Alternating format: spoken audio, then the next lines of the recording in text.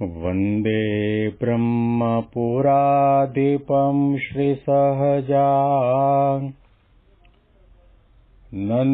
च मूलाक्षरम् श्रेयस्कारणसद्गुणैकनिलयम् श्रीप्रागजिह्वावत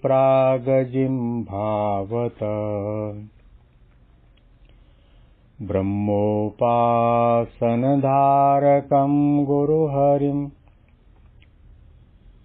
यज्ञं तथा योगिनं प्रत्येवं प्रमुखं महन्तमनिशं श्रीजीस्वरूपं मुदा।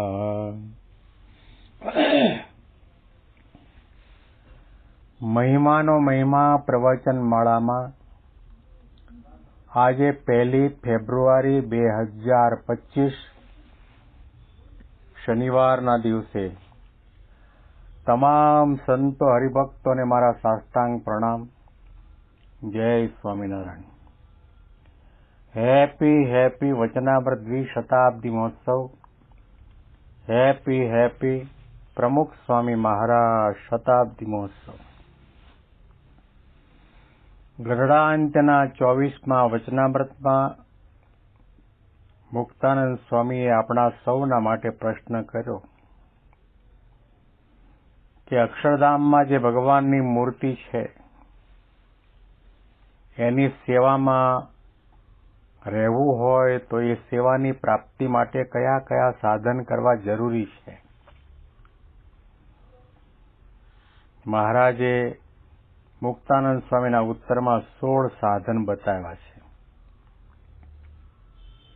મહારાજે એમ ન કહ્યું કે તમે કરોડોપતિ હો તો અક્ષરધામમાં ભગવાનની સેવામાં રહી શકો. મહારાજે એવું પણ ન કહ્યું કે તમારો જન્મ બ્રાહ્મણ કુળમાં થયો હોય તો તમે ભગવાનની સેવામાં રહી શકો. શ્રીજી મહારાજે એવું પણ ન કહ્યું કે તમે માતા પિતા કુટુંબ કબીલાનો ત્યાગ કરી જંગલમાં જઈને ઊંધામાંથી લટકતા હો અને તપ કરતા હો તો તમે ભગવાનની સેવામાં રહી શકો. શ્રીજી મહારાજે અતિ અગત્યના આધ્યાત્મિક માર્ગના 16 સોપાન આમાં બતાવ્યા છે. મહારાજે કહ્યું પહેલામાં પહેલું તો શ્રદ્ધા હોવી જરૂરી છે. પછી બીજો સાધનાનો માર્ગ બતાવ્યો કે સ્વધર્મ. દરેકે પોતપોતાના ધર્મની અંદર રહીને સાધના કરવી, ભક્તિ કરવી, સેવા કરવી, સત્સંગ કરવું. અને ત્રીજો મુદ્દો મહારાજે કહ્યું કે વૈરાગ્ય. ભગવાનની સેવામાં રહેવા માટે વૈરાગ્ય અતિ અનિવાર્ય છે. દેહમાં રાગ હોય, મોજ શોખમાં રાગ હોય, નખ રંગવામાં,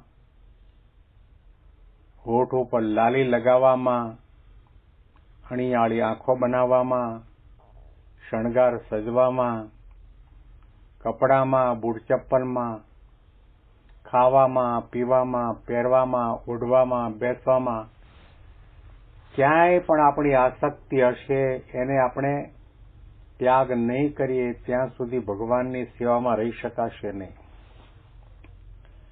શ્રીજી મહારાજે વૈરાગ્યની વ્યાખ્યા શિક્ષાપત્રીમાં કરી. વૈરાગ્યમ જ્ઞેયમ અપ્રીતિહિ શ્રીકૃષ્ણેતર વસ્તુષુ. ભગવાન સિવાય દુનિયાના કોઈ પણ પદાર્થની અંદર લેશ માત્ર પણ રાગ નહીં, આસક્તિ નહીં, તૃષ્ણા નહીં. આ જોઈ લઉં, આ ખાઈ લઉં, આ સાંભળી લઉં, આ ભોગવી લઉં એવો વિચાર સુદ્ધા ન આવે. અને ભગવાનમાં જ પ્રેમ હોય તો ભગવાનની ભક્તિ થાય. ભગવાન સિવાય કંઈ દેખાતું ન હોય તો સેવામાં તન્મયતા આવે, એકાગ્રતા આવે, આનંદ આવે, ઉત્સાહ આવે, ઉમંગ આવે. સત્સંગ કરવા માટે જઈએ, સભામાં જઈએ, ત્યાં પણ સમયા ઉત્સવમાં જઈએ ત્યાં પણ જો આ વિચારને આપણે પામ્યા ન હોઈએ તો પછી સમયાનું સુખ ન આવે, કથા વાર્તાનું સુખ ન આવે, ભજન કીર્તનનું સુખ ન આવે. પ્રાતઃ પૂજામાં પણ આપણે બેસીએ ત્યારે શિક્ષાપત્રીના આદેશ પ્રમાણે, સંતોના આદેશ પ્રમાણે આપણે એક ગરમ આસન ઉપર બેસવું અને એ આસન બીજા કોઈ આસનને અડ્યું ન હોય એવી રીતે પાથરવું અને મહારાજને આપણી સન્મુખ આસન ઉપર બિરાજમાન કરવા. એ આસન તો બરાબર છે, વૈરાગ્યના આસન ઉપર બેસવાની જરૂર છે. આપણે સૌ કોઈ ઊનના આસન ઉપર તો બેસીએ છીએ, પરંતુ એ ઊનના આસન ઉપર દેહાભિમાનનું આસન છે. જલ્દી પૂજા પૂરી થાય, 11 માળા થાય, પ્રદક્ષિણા થાય, તપની માળા થાય, દંડવત થાય, શિક્ષાપત્રી, સત્સંગ દીક્ષા ગ્રંથનું પઠન પાઠન થઈ જાય, પછી જલ્દી ચા ભેગા થઈએ. એ આસન ઉપર બેઠા છીએ, સ્વાદના આસનો ઉપર, મોબાઈલના આસનો ઉપર, સંકલ્પ વિકલ્પના આસન ઉપર બેઠા છીએ. આપણે ક્યારેય પણ વૈરાગ્યના આસન ઉપર બેસીને કથા સાંભળતા નથી, કરતા નથી. વૈરાગ્ય ત્યાગી હોય કે ગ્રહી હોય, દરેકના માટે વૈરાગ્ય જરૂરી છે, સમજી રાખવાની જરૂર છે. જનક રાજાએ જેવી રીતે સાંખ્ય વિચાર કર્યો હતો, મિથિલાયામ પ્રદીપ્તાયામ ન મે દહ્યતિ કિંચન, આખી મિથિલા નગરી બળે છે, એમાં મારું કંઈ બળતું નથી. વૈરાગ્ય એટલે દેહ અને દેહના સગા સંબંધીને નાશવંત દેખવામાં આવે, ક્ષણભંગુર દેખવામાં આવે, પરિવર્તનશીલ દેખવામાં આવે. જગતના તમામ ગમે તેવા રમણીય પંચ વિષયો હોય તે દુઃખદાયક છે, જન્મ મરણ લેવડાવે તેવા છે. ગુણાતીતાનંદ સ્વામીએ પોતાની વાતમાં લખ્યું, જેટલું કંઈ માયામય સુખ છે તે દુઃખ વગરનું હોય નહીં. વૈરાગ્ય કેળવવો પડશે. એવું ન માનતા કે શરીર ઉપરના કપડા ત્યાગ કરી દીધા અને ભભૂતિ લગાવીને ફરીએ છીએ એટલે વૈરાગ્ય, એવું નહીં. ભગવાન સિવાય ક્યાંય રાગ ન થાય. ભગવાન સિવાય કોઈ પદાર્થમાં, વ્યક્તિમાં, સ્થાનમાં બંધન ન થાય. એવી પ્રકારની સમજણ, એવો ભગવાનનો મહિમા, એવી ભગવાનની વિશેની પ્રીતિ, એ જો હોય તો જ પછી અક્ષરધામની અંદર મહારાજની સેવામાં રહી શકાય ને એકાગ્રતાથી, ભક્તિભાવ અને તન્મયતાથી સેવા થઈ શકે. બાકી વૈરાગ્ય ન હોય, સ્વભાવને આધીન હોય, દેહને આધીન હોઈએ, પ્રકૃતિ પુરુષને આધીન હોઈએ, તો સ્વામીએ કહ્યું વાંદરો વૈકુંઠમાં ન રહ્યું, હુપાહુપ કરીને પાછા આ લોકની અંદર આવવાનું થાય. એટલા માટે મહારાજે કહ્યું, તમારે ભગવાનની સેવામાં રહેવું છે, ભગવાનની ભક્તિ કરવી છે, તો વૈરાગ્યની જરૂર છે, ધર્મની જરૂર છે, શ્રદ્ધાની જરૂર છે. વૈરાગ્ય હશે તો ક્યાંય પણ આપણને ગડમથલ નહીં થાય. વૈરાગ્ય હશે તો સંકલ્પ વિકલ્પ વિરામને પામશે. વૈરાગ્ય હશે તો ભગવાનની અંદર વૃત્તિ સ્થિર થઈને બેસી જશે. શ્રીજી મહારાજના આ શબ્દોને ધારવાની, વિચારવાની જરૂર છે. હવે આગળનું સાધન શ્રીજી મહારાજ બતાવે છે. ત્યારે શ્રીજી મહારાજ બોલ્યા છે, શ્રદ્ધા, સ્વધર્મ, વૈરાગ્ય, સર્વ પ્રકારે ઇન્દ્રિયોનો નિગ્રહ કરવો. ચોથો મુદ્દો બતાવ્યો કે સર્વ પ્રકારે ઇન્દ્રિયોનો નિગ્રહ કરવો. આપણી 5 ઇન્દ્રિયો જે વિષયમાં જતી હોય ત્યાંથી વૃત્તિ પાછી વાળવાની છે. આંખ છે રૂપમાં જાય છે, કાન શબ્દમાં જાય છે, નાસિકા સુગંધમાં જાય છે, રસના ઇન્દ્રિય સ્વાદમાં જાય છે, ત્વગેન્દ્રિય સ્પર્શમાં જાય છે, અને જગતના પંચ વિષયના સંકલ્પ વિકલ્પની ઘટમાળની અંદર મન પરોવાયેલું છે. એટલા માટે કહ્યું કે સંયતેન્દ્રિય શ્રદ્ધાવાન લભતે જ્ઞાનમ તત્પર સંયતેન્દ્રિય. ગીતામાં શ્રી કૃષ્ણ ભગવાને કહ્યું કે જેના ઇન્દ્રિયો અંતઃકરણ કાબુમાં હોય અને એની લગામ પોતાના હાથમાં રાખી હોય, ભૂલે ચૂકે પણ ભગવાન સિવાય બીજે કઈ જવા ન દે,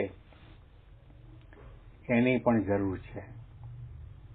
ગળામાં કંઠી પહેરી બુચાસણના મહંત વર્ષો પહેલા એમના દર્શન કરેલા, અને પ્રમુખ સ્વામી મહારાજ શાંતિલાલ તરીકે કિશોરવસ્થામાં હતા ત્યારે ઘનશ્યામ સ્વામી સાથે ફરતા હતા.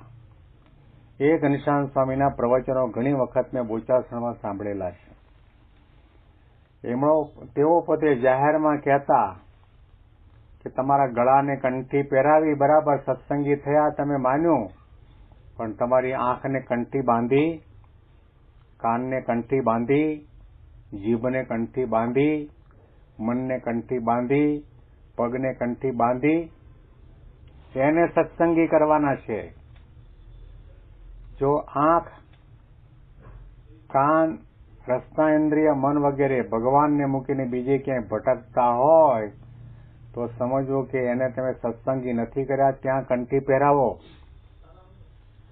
ઇન્દ્રિયોનો નિગ્રહ કરવાની જરૂર છે, પાછી વૃત્તિ વાળવાની જરૂર છે. અંતરદ્રષ્ટિ કરી હોય, પાછી વૃત્તિ વાળી હોય, મહિમાનો વિચાર કર્યો હોય, મુમુક્ષુતા કેળવી હોય, તો પછી વિચાર કરવામાં આવે કે હું જે જોઉં છું તે મારા માટે યોગ્ય નથી, હું જે સાંભળું છે તે પણ મારા માટે યોગ્ય નથી, ભગવાન અને સંત મારા ઉપર રાજી નહીં થાય. એવી પ્રકારે વિચાર કરીને વૃત્તિને પાછી વાળે, એ માર્ગે કદમ ન થાય. નાટક, સિનેમા, ભાંડ ભવાઈ જોવા માટે આપણે દોડતા દોડતા જતા હોઈએ, પણ જો આપણે આ વિચારને પામ્યા હોઈએ કે મારે ભગવાન અને ગુરુહરિની સેવામાં રહેવું છે, એનો સેવાનો અધિકાર અને પાત્રતા મને પ્રાપ્ત થાય, એવો વિચાર આવે તો તરત જ ત્યાં બ્રેક લાગી જાય, ત્યાંથી પાછા વળી જવાય. ન ખાવાનું ખાતા હોઈએ તો ત્યાં પણ પાછી વૃત્તિ વળે.